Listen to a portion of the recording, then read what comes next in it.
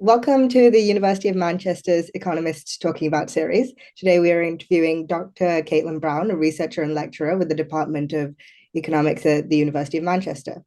Can you tell us a little bit about yourself and the work you do?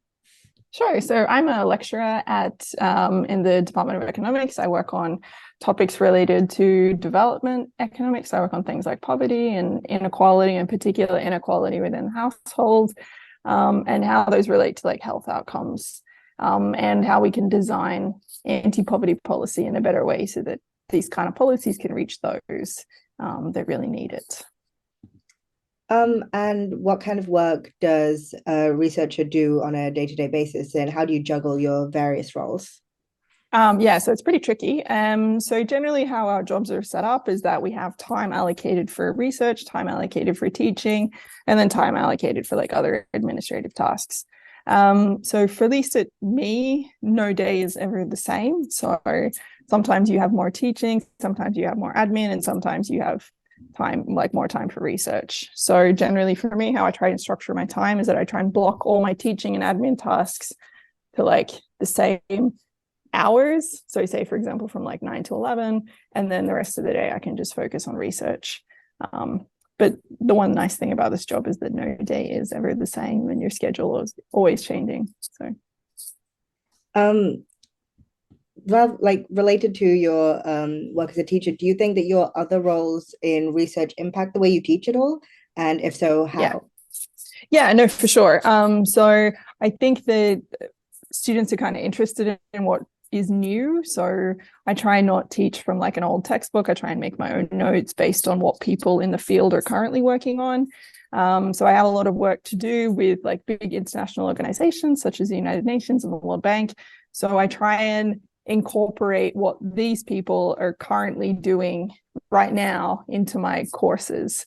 I do that for two reasons. One, because I think it's important for students to know what's going on in the real world, and secondly, because it's great training for students. So if they want to apply for jobs at some of these big international organizations, or if they want to work in economic development, then knowing and having the skills that are required to work in these places is super important. So I've actually had quite a lot of students who've gone on to work for, say, for example, the World Bank, or work in kind of international development. And what motivated you to like kind of specialize in development and policy creation, relating to poverty and that kind of stuff? Yeah, so I have always been interested in development. Like I've always wanted to do a job with a positive impact. So that was always the goal from when I was like doing my undergraduate degree, and I got very much interested in economics. I started off with psychology actually, and then I decided that I really liked economics a bit more.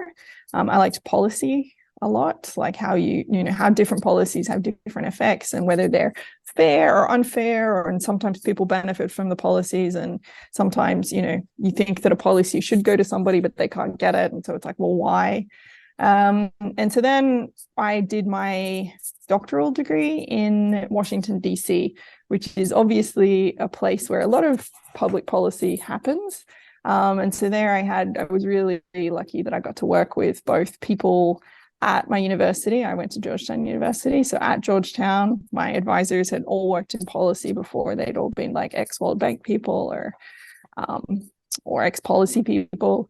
And then I could also work as well in some of these organizations in the city. So kind of related to that, how do you feel that your experience of having studied and worked in different countries has shaped your view of academia, and what differences in the academic environment did you find in these different countries? So academia broadly is very international, right? So it's not as though because I'm in Manchester, I'm not exposed to people from all different countries. And same if I was in the United States, or if I was in my previous institution, which was based in Budapest, like academic departments are international.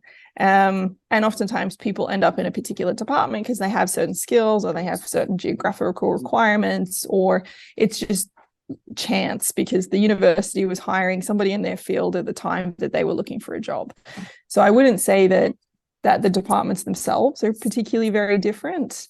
In economics at least. I think it's different in other fields. Um, so the big difference for me then is kind of how teaching is done. So in the United States, teaching, how the degrees are set up are a lot different to how they're set up in the UK. So that was kind of the biggest adjustment for me. It was more on the teaching and admin side of my job rather than the research side. That just basically stayed the same. So. And my final question is, what do you have for what advice do you have for undergraduate students who are considering academics, and what should they be doing to engage with their course? Oh yeah, okay. So the the problem is that for people who want to go into academia, you need to kind of start preparing early. So you have to have a good idea fairly early on if you're interested in doing research.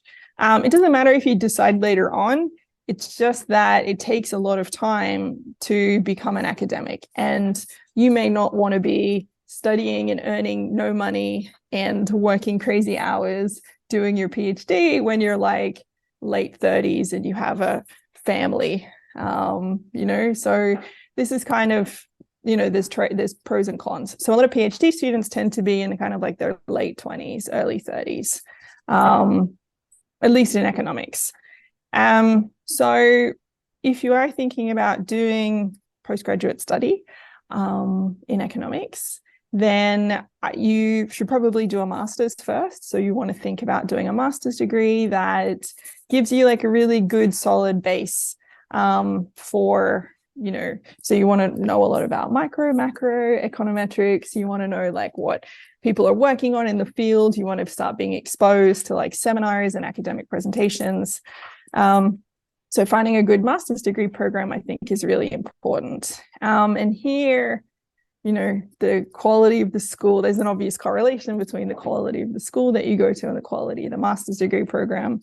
Having said that, I know that a lot of master's degree programs cost money. So that's also, a factor that I think is not necessarily fair, because, it means we don't get like a really nice, diverse group of students. In the end, we get students who, come from a background where they're fortunate enough to be able to pay for, a lot of really good postgraduate study.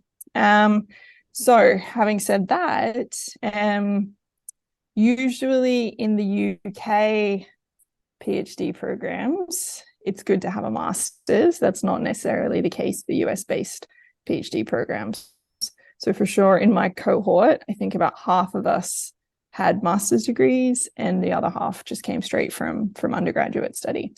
The reason why is that the PhD programs are set up a lot differently. So when you're thinking about postgraduate study, you really want to think about like where you want to do it.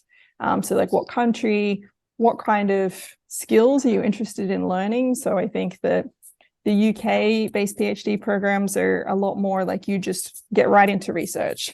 Whereas the US, you have a lot more time to kind of figure out what kind of topics you're interested in. You take more courses. So I guess kind of to sum up, I would say it's not to try and like figure out whether this is something that you're really interested in. And then if it is, then jump into like the best master's degree program that you can get into that like focuses on economics, and then make the most out of it. Like get to know your professors, talk to them, go ask them questions after class. We actually really like it when students do that. Come to our office hours, because we can give you way more information one-on-one than when we're just lecturing to like a big class of students. And then find something you're passionate about. So Thank you so much for doing this interview. It's been so interesting to talk to you. no If worries at you're all. watching this and you've enjoyed the interview, remember to come back next time for our next interview.